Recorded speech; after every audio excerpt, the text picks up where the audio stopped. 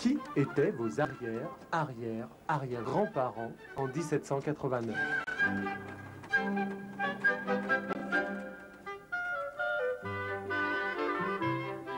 Pour célébrer le bicentenaire, Paris, principal théâtre des événements révolutionnaires, écrit son histoire. Un gigantesque avis de recherche au-delà des siècles est lancé pour mettre les Parisiens sur les traces de leurs ancêtres. Beaucoup ont bonne mémoire puisque 60 000 personnes ont répondu à l'appel. 2000 ne s'étaient vraiment pas trompés et descendaient réellement d'un acteur de la Révolution. Afin de mettre tous ces détectives du passé sur la trace de leurs aïeux, un fichier de 5000 noms permettait de repérer son patronyme de cette époque. Classés par thème, il regroupe ceux de la rue, preneurs de la Bastille ou artisans, ceux des clubs et salons, les intellectuels, les aristocrates ou les personnalités appartenant à la famille royale, et enfin, les élus parisiens dans les instances républicaines. Bien sûr, il ne suffit pas de s'appeler Lafayette ou Corday pour entrer au tableau d'honneur. Il faut défendre son lien de parenté, preuve à l'appui, devant les généalogistes qui examinent chaque dossier. Alors, je suis apparenté donc au bourreau Sanson, enfin en fait à toute la famille Sanson qui a été une famille d'exécuteurs à Paris de 1688 à 1847 par mon arrière-grand-mère qui était la cousine des derniers Sanson. Et c'est comme ça que tout ça est parvenu jusqu'à moi. Je me suis rendu compte aussi, moi je pensais que tout avait été dit sur ces gens, que beaucoup de livres avaient été écrits, en fait très peu, mais tout ce qui avait été écrit sur eux était à moitié faux parce qu'en fait, pour les trois quarts, avait été écrit par des romanciers du 19e siècle, puisque ces mémoires datent de 1862. Dans les papiers que j'ai retrouvés, là qui sont inédits, donc il avait des problèmes de dette importants. Il indique, fin 89, qu'à cause de la Révolution, il ne peut pas rembourser ses créanciers. Enfin, pour lui, les ennuis commencent déjà financièrement. Ensuite, ses procès avec la presse, puisqu'il va être diffamé. Donc, lui a plutôt des problèmes au début de la Révolution, plutôt que des avantages.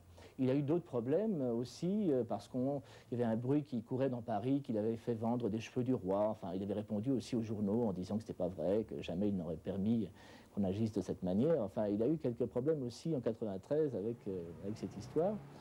Et puis, on a aussi un petit peu exagéré le côté royaliste de Charles-Henri, parce que ça a été à un tel point qu'au XIXe siècle, les historiens royalistes disaient qu'il était mort de chagrin après la mort du roi en 93, ce qui n'est pas vrai, puisqu'il est mort en 1806. Donc, l'histoire a été complètement arrangée. Alors moi, ce que j'essaye, c'est de remettre tous les documents authentiques à plat, vraiment, de rétablir toute la trame de cette histoire, et à partir de là, de rétablir la vérité sur toute cette lignée.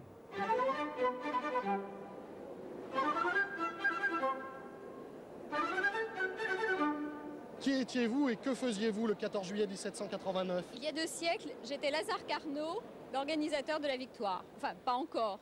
Ah, nous étions Claude Chappe. Claude Chappe, l'inventeur du télégraphe. J'étais le marquis de Sade et tout simplement on me transférait de la Bastille où j'étais prisonnier à la haute prison de Charenton.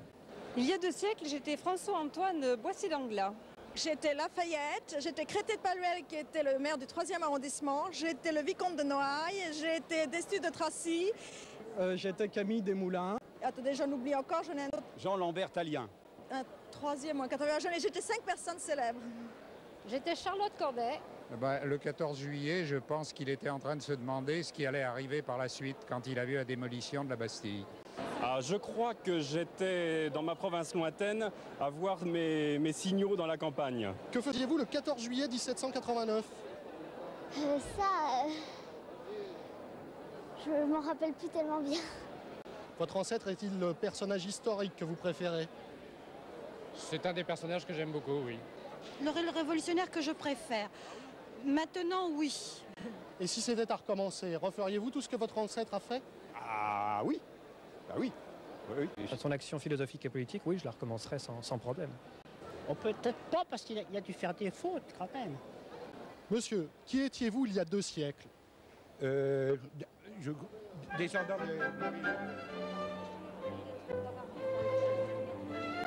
Je serais content de savoir si vous dormez bien, si vous n'avez pas de cauchemar.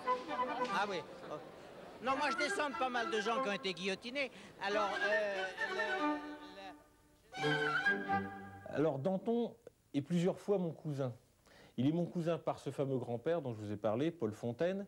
Il est cousin à moi également par sa femme, qui s'appelait Marie-Madeleine Danton, puisque elle, Marie-Madeleine Danton, ses arrière-grands-parents s'appelaient tous les deux Danton, et mon grand-père, qui était son époux, c'était son arrière-grand-mère qui s'appelait Danton. Et Danton est donc le cousin issu de germain d'un de mes ancêtres. Ce qui est assez amusant, c'est que dans notre famille, la mémoire de Georges Danton a été totalement effacée, et cela volontairement.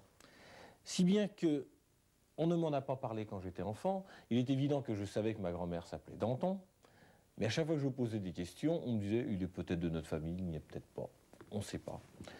Et c'est lorsque mon grand-père est venu habiter à la maison, quand j'avais une vingtaine d'années, c'est là qu'il m'a expliqué, évidemment, notre parenté avec Georges Danton. Par contre, la mémoire de la famille garde de la Révolution d'autres personnages, également des Danton, mais qui, eux, étaient de l'autre côté, étaient royalistes. Georges Danton a favorisé, sans le savoir, la contre-révolution, enfin, si on pouvait appeler ça la contre-révolution. C'est-à-dire que, durant la Terreur, comme son cousin, qui est également mon ancêtre, Rémy Danton, habitait près de Reims, il avait des terres, il fallait circuler, il risquait d'être inquiété parce qu'il était catholique, il était de notoriété qu'il était royaliste. Il a donc demandé un laissez-passer à Georges Danton, le révolutionnaire, qui était à l'époque ministre de la Justice, de façon à pouvoir circuler librement, uniquement pour ses affaires personnelles, hein, pour aller au champ, pour aller à la ville, etc.